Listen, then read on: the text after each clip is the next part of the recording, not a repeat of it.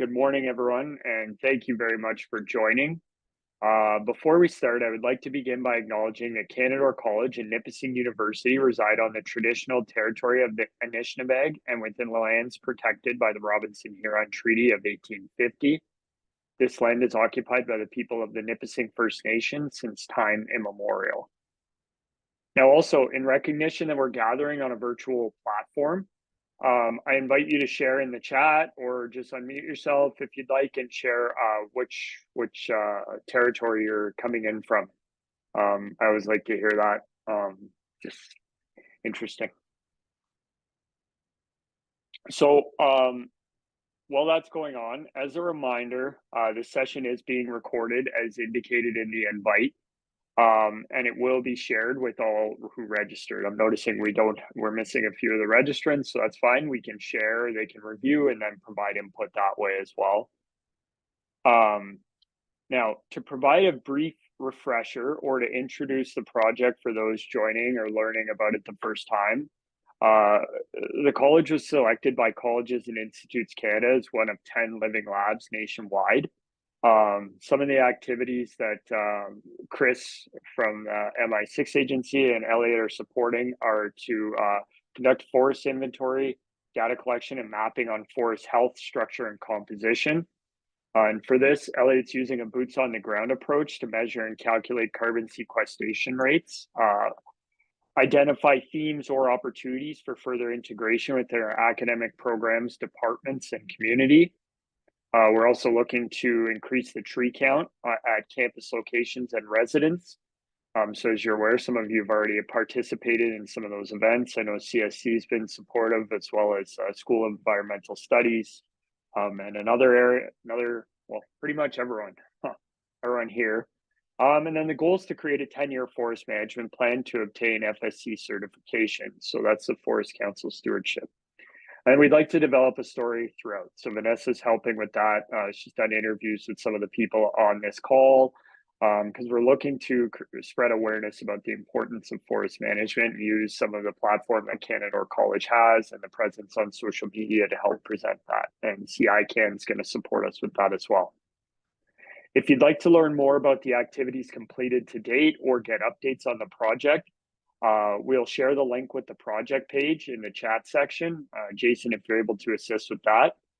And if not, we'll make sure that it's sent in the follow-up along with the recording, but we do catalog everything that's been done. Now, to cover the session specifically, we will cover a draft framework, Elliot will, planning objectives and operational strategies and community engagement. And thus your participation is vital. So I thank you for attending. This session will be led by Elliot Hroom, Sustainable Forestry Coordinator, who has taken on and led a large portion of this effort. And I'm trying, Elliot, my Dutch isn't great, so I apologize if I trying to get it right every time I announce. That was really good. In one province, Limburg, there's 290 different dialects, so I'm sure it'd fit within one of those. Perfect, thank you. Now, without further delay in that, I will turn it over to Elliot. Okay, thank you, Jesse. Give me 1 second here. Just gonna share my screen. Okay. Who knows what the picture on the left is?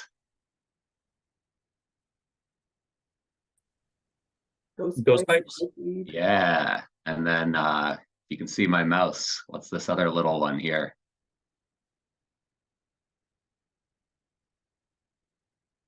It's also here. Lycopodium. And then this leaf over here is from Canada Mayflower. Very nice white flowers. And this is a young maple tree right here.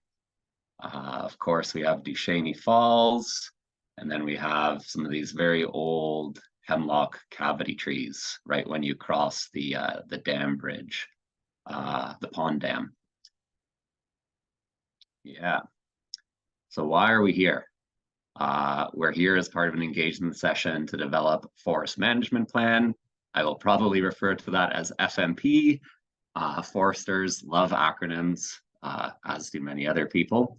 And the purpose of this forest management plan, a simple way that I can say it, is to weave the conditions on the ground with our activities and do that through continuous observation. And this map over here came from David Drenth. See you on the call, David. Thank you for joining. And this yellow land is the land that we're talking about. So this is the rough framework that I've got for the plan. And the items that are bolded there are what I'm going to provide some information on today, so that we can have a little bit of discussion today, and then also organize into some focused discussions in January to inform some of the details of these items within the FMP. Do I need to read this out, or is everybody good?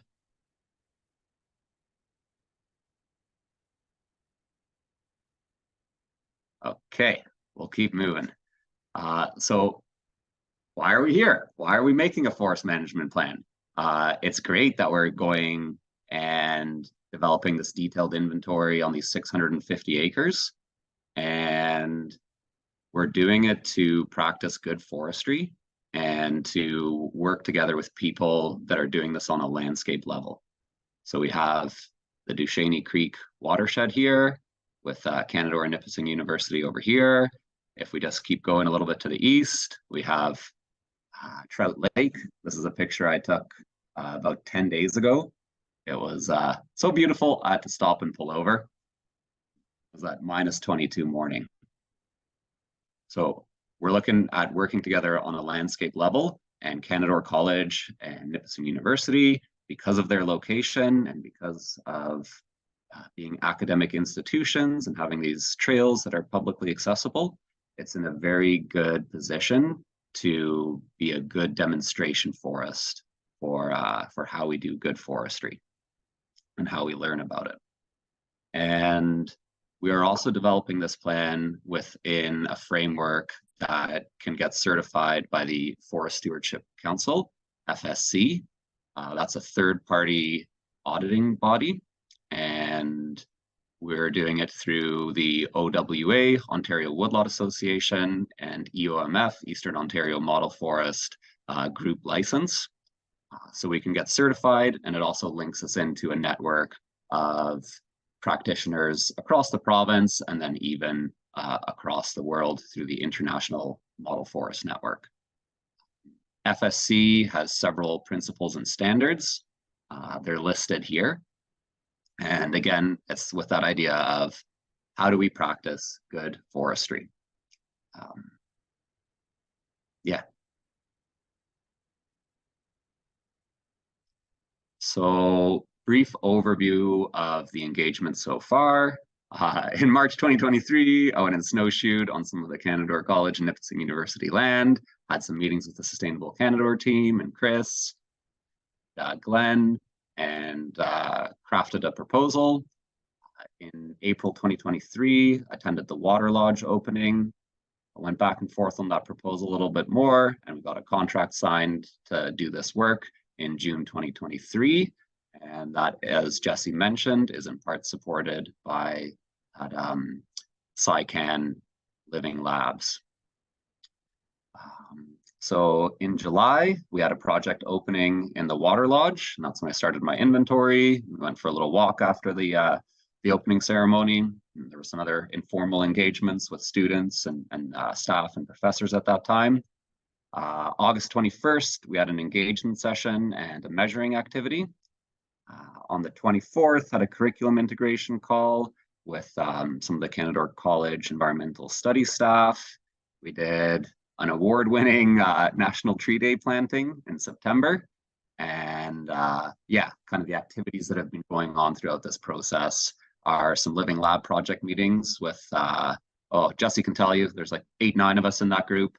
Been doing the inventory work and then having some students tag along from time to time as well.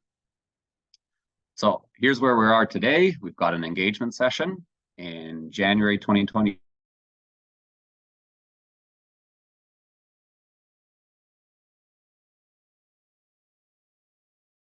February and March, I'll draft up the forest management plan. There's the Community Resiliency Fair. We'll present the carbon report, which is going to come out of this inventory work. And by the end of April, we'll have completed this Living Lab project, with one of the deliverables being this 10-year forest management plan. So here I've got the proposed meetings and information sharing structure for these next steps. So a lot of this can just be shared informally. Like if you have some knowledge of the history of the place, you can send me an email, you can phone me, we can set up a meeting, you can just call me. And this can be ongoing throughout the remainder of the FMP drafting. And then we'll also have, as I've mentioned, these formal meetings in the last 2 weeks of January. So throughout this presentation and how you've interacted with the forest before through your work, think about what topics you would like to cover. I've proposed these 4 topics here: trails, governance, objectives, harvesting, and interaction with the forest, and then also left space for any themes that might emerge out of today's session or as we kind of think about it over the next week or 2.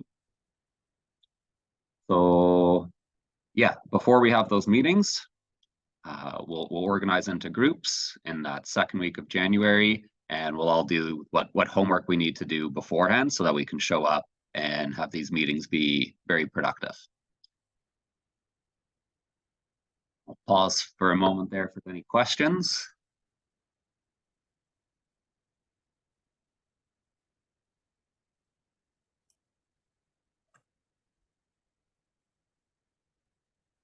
What is that picture? Are you going to talk about that next?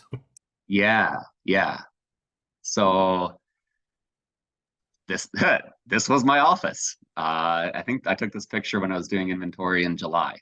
And what I'm about to present is mostly from my field notes and that first clarification of my field notes. But I put this picture up here because I want to stress that we do need to develop this 10-year forest management plan, but I like it to be participatory and reflective of the many people that interact with the forest there. It's a real hub for so many activities: research, cross-country skiing, people going and working on their well-being. So I put this picture of my field notes here because this is the stage that we're at. We all have information, and we're going to bring it together into a coherent plan. So I'll keep going here and describe what I've been doing. So these are the objectives that I've drafted, very high level. We can fill in some more of the details and what we mean by this in the themed discussions. So silviculture, it's the art and science of tending forests. Our objective is to maintain and enhance forest health and diversity. I think that one's pretty obvious. Then in terms of social objectives, we want to provide recreational and well-being opportunities, cross-country skiing, forest bathing, whatever it may be. Education. What I think happens very well at Canadore, and from, like, I was just talking to a professor friend who graduated from Nipissing, so from what I can tell from at Nipissing U as well, is that graduates leave being able to contribute to the communities that they find themselves in. So where possible, with this forest management plan and the activities that are happening within the forest, we can integrate the curriculum to generate knowledge and skill, and that benefits communities. And the Clean Water Initiative, that was the first Living Lab, is a great example of that. And then we have economic objectives. And I've written here, discover and test value flows. And might sound a little nebulous, and it's kind of purposefully so, because it's not just about money.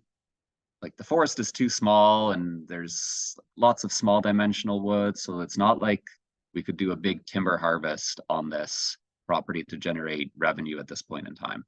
But we can figure out how trail maintenance works together with firewood harvesting for fires in the water lodge. So there's many ways that we can define value, and there's many ways that we can map out those flows to make sure that the whole system is functioning well and that we're meeting these other silvicultural, social, and educational objectives. These, of course, can be linked with the internal vision, mission, and strategies of the shared owners of the forest. And we'll also link them with the FSC standards, with the UN Sustainable Development Goals, and any other relevant frameworks as needed.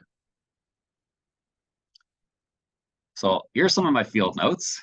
And if you have any data or information on the forest condition, please share it. We've got bird surveys or soil testing.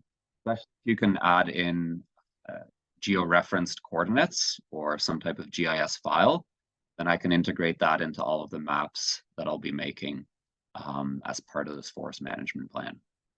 So here's an example of some of the data that I've collected. It's just on the east side of Duchesne Creek. You can see the creek over there. Purple is the 3 plots, basal area prison sweeps, and then also evaluating regeneration and what the understory species were in this area. And then as I'm walking, I'm also taking note of other types of values. For example, this polypore fungus that is often referred to as chaga. So this area here, it's kind of on a high plateau. A lot of it is a young forest condition. There's lots of white birch. There's lots of large tooth aspen, also some trembling aspen. There's a little bit of red and sugar maple that's coming up in the understory, as well as balsam fir. The acceptable growing stock, which is a way to measure how likely those trees are to maintain or improve in quality over the next 20 years or so, is about 54%. And this forest, I would say, for the most part, it is in that stem exclusion phase, where it's very dense, like you can see in this picture here. And as it develops, some of those stems start dropping out. Okay, so there are many, many, many connections that we can get from the conditions that we observe on the ground with the activities that we would like to conduct, and conducting those activities within operational frameworks. So I will walk us through this, and yeah, just use your imagination. Gray is the objectives. Green are the operational frameworks or strategies, and then blue are some of the activities. So if we start in the top left here with our social objective, proposed, of course, that we are providing recreational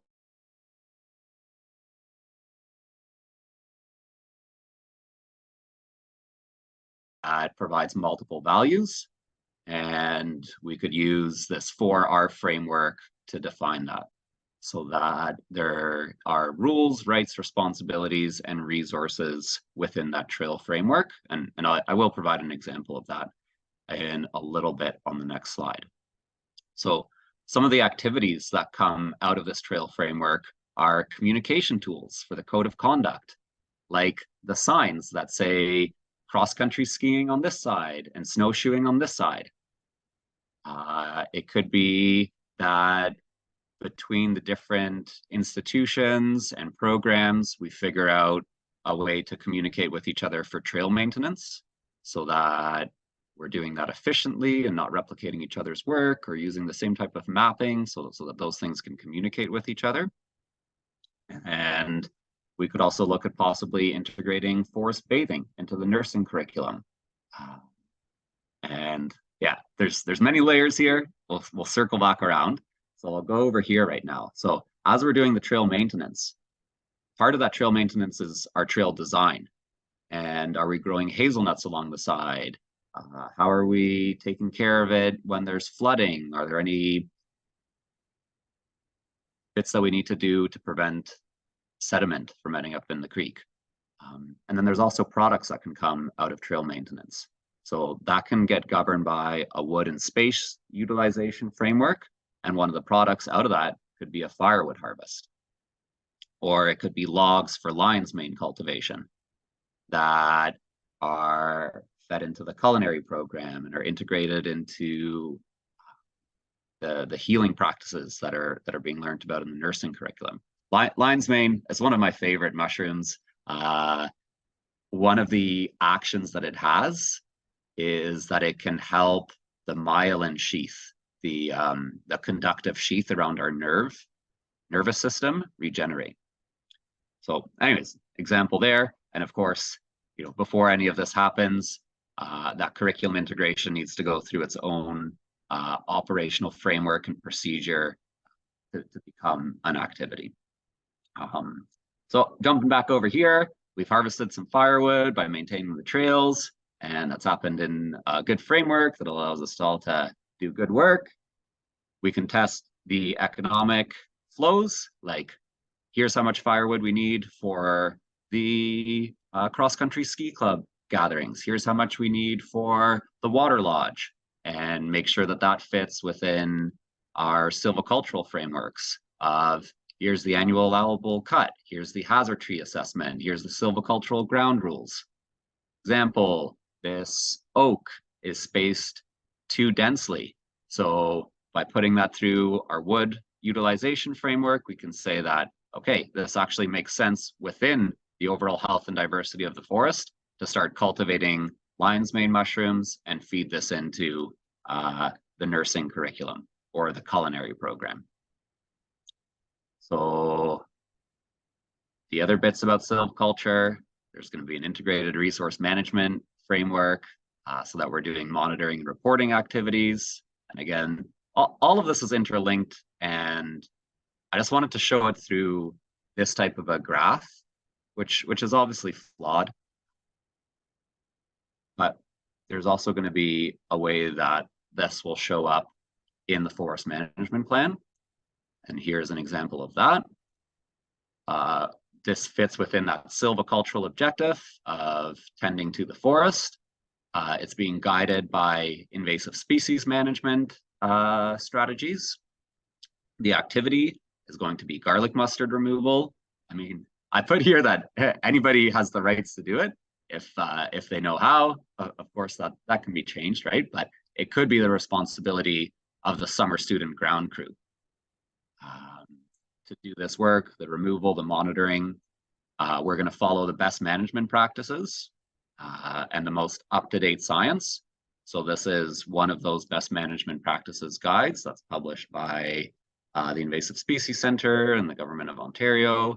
And it talks about what strategy to take in terms of dealing with garlic mustard, which of course, part of the reason why that's a problem is because it forms monocultures and it excludes other biodiversity. And one of those is a butterfly called the Virginia white, which confuses garlic mustard with its host plant, the toothworts. And when it lays its eggs on garlic mustard, the larvae cannot eat it, so they die. And there is a small patch, totally manageable. When you're coming up from those new residences and going around that hairpin bend up towards Monastery Road, there's a small patch of garlic mustard there. So that would get referred to by, it's in this compartment, similar to, this is going to be a compartment with a name and a code within a certain map square.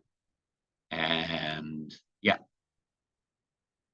any reporting can go in appendix, whatever we end up calling it, where the summer student crew says, okay, we went to this spot, we did our monitoring, and there's no garlic mustard. Or we pulled out 5 garlic mustard so that over a 10-year period, we can track the good forestry practices that we're implementing. That's all I had for today as a whirlwind tour. So thank you very much. There's my email and phone number again, and we can open it up for discussion at this point.